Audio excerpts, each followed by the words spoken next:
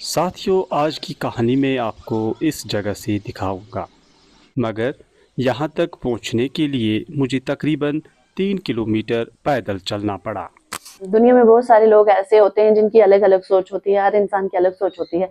कुछ लोगों की वजह से तो मैं बिल्कुल मैं चाहती थी कि मैं इस काम को ना करूं, क्योंकि मुझे अपने ही मन में मैं खो गई थी कि ये काम मेरे लिए अच्छा नहीं है, मैं नहीं कर पाऊंगी। लेकिन अल्हम्दुलिल्लाह मेरे पेरेंट्स जो है, मेरे जो हस्बैंड हैं, उनकी मुझे फुल्ली सपोर्ट रही। और मैं जहां से गिरी हूँ वहां से उन लोगों ने मुझे उठा के और इस काम पे फिर से लगाया है। ये है ज़िला बांडीपुरा का अरगाव गांव, और यहाँ से आम आदमी को आज भी पैदल सफ़र करना पड़ता है। लेकिन आज इसी गांव से मैं आपको एक ऐसी हौसला अफ़ज़ा कहानी दिखाऊंगा जो हम सब के लिए मुतासिर कुन है। मेरी जो तालीम है, मैंने ग्रेजुएशन की हुई है, बीए किया हुआ है वुमेन्स कॉलेज अमीर और श्रीनगर से। और उसके बाद जो मेरा काम है वो मैं अपने कल्चर को प्रमोट कर रही हूँ, रिवाइव कर रही हूँ, अपनी हेरिटेज को बचा रही हूँ। मैंने जो ये काम है 2022 से स्टार्ट किया था।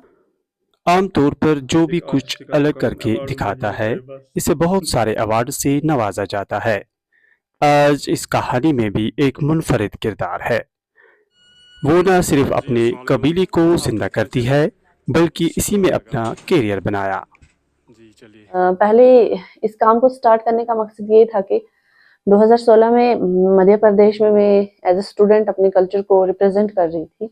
तो हम लोगों को कश्मीरी जो कश्मीर के ट्राइबल्स हैं उनके कल्चर को दिखाना था वहाँ पे लोगों को।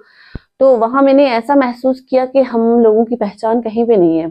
हाँ है हम गुज्जर, लेकिन हम गुज्जर नहीं है वहाँ पे। गुज्जर हो के भी हम गुज्जर नहीं दिखे वहां पे, क्योंकि हमारे जो अटायर्स थे, हमारा जो पहनावा था वो बिल्कुल अलग था। तो वही मैंने ठान लिया था कि मैं इस पे ही काम करूंगी, अपनी लाइफ में मैं इसको ही चुनूंगी।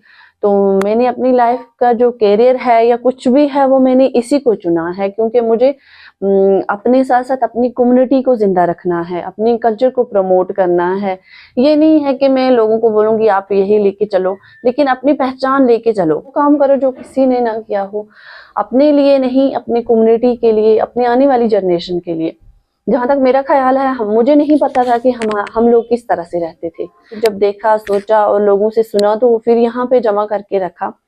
तो मेरा यही है कि मैं अब इस पे काम करूं और आने वाली जनरेशन को भी बताऊं कि हमारे लोग किस तरह से रहते थे। कहूं तो हमारी कम्युनिटी के लोगों का बहुत रिस्पांस रहा है, उनकी बहुत सपोर्ट रही है मेरे साथ, और उन्होंने सराहा है मेरे काम को।